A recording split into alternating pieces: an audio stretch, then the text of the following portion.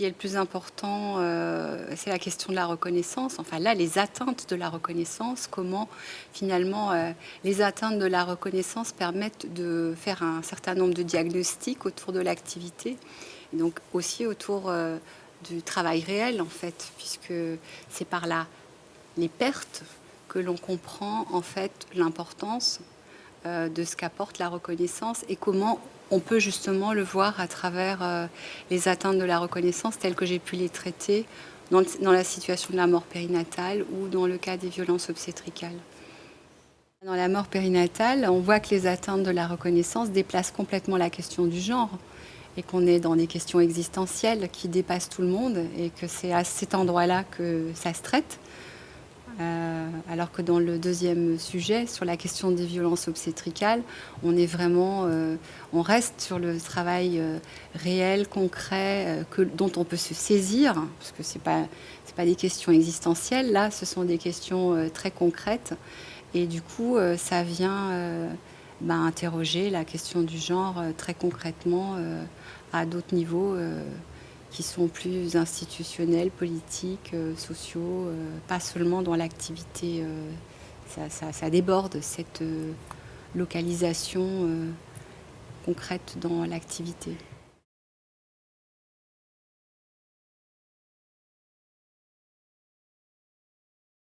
Je me pose beaucoup de questions par rapport à l'exposé d'Anne-Lise parce que du coup je me suis dit voilà, moi, ces métiers très genrés, on est complètement tout le temps dans le sexuel aussi, hein, un rappel et la façon dont Anne-Lise l'a traité, cette façon d'y être sans en parler, et d'y être quand même, et puis d'y faire quand même quelque chose autour du genre sans que ce soit dit. Ça, c'est quelque chose qui, je pense que c'est une question que je pourrais me poser aussi par rapport à ce que j'ai développé sur ces métiers genrés.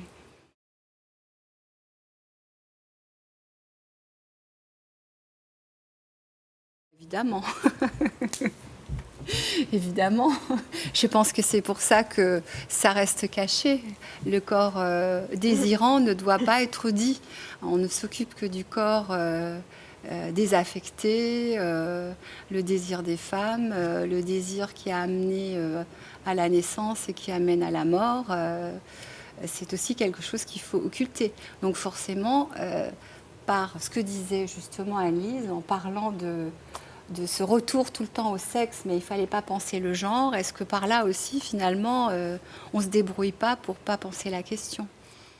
Moi, je vois que dans la sexualité, en tout cas dans ces métiers, la sexualité n'est jamais dite. Même le sexe, il disparaît. Quand les femmes ont accouché, voilà, il y a les enfants, c'est un par excitation, on ne parle plus de tout ça.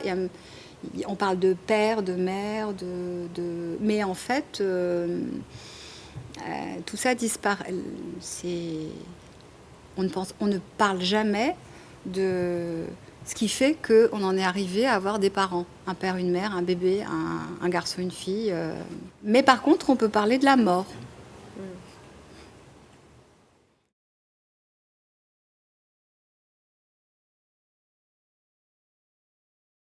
Bon, il y en avait en tous les cas 3. La première, c'est que le genre est une intention généreuse, sympathique, d'ouverture, mais qu'il ne se plaque pas comme ça dans les pratiques professionnelles et qu'il peut aller à l'inverse de ce qu'on recherche à faire. Ça, c'était le premier point. Le deuxième, c'était de montrer que quand on regarde le travail, on voit des questions de genre, mais on ne peut pas les traiter comme des questions de genre parce qu'elles se tissent avec d'autres questions professionnelles. Ce que je donne dans l'exemple du Lego, on voit bien des questions de division sociale entre hommes et femmes, entre garçons et filles, mais ce n'est pas ça qui est à traiter. Et là où j'ai vraiment fait l'erreur, c'est de montrer qu'on ne traite pas cette question indépendamment d'un contexte, d'une situation. Donc ça, c'était important. Et le troisième élément, c'était de questionner notre place d'intervenant dans cette question du genre, parce qu'on est des personnes qui avons un certain niveau, un cursus, etc. Et que c'est un peu facile de traiter cette question-là du haut de notre savoir, sans essayer de comprendre ce qui se passe du point de vue des professionnels sur ce point-là. C'est un peu les 3 dimensions qui me tenaient à cœur autour de ne donnons pas de leçons sur cette question du genre. Voilà, c'était un peu, moi, mon souci de ne pas être donneur de leçons sur la question du genre, que c'est plus compliqué sans doute dans la manière dont ça se met en place, et que c'est plutôt sur la manière dont les gens travaillent et comment ils s'y prennent et ce qu'ils vivent qu'il faut essayer de développer quelque chose qui les accompagne et qui indirectement transformera ça et pas y aller violemment. C'était mon point important.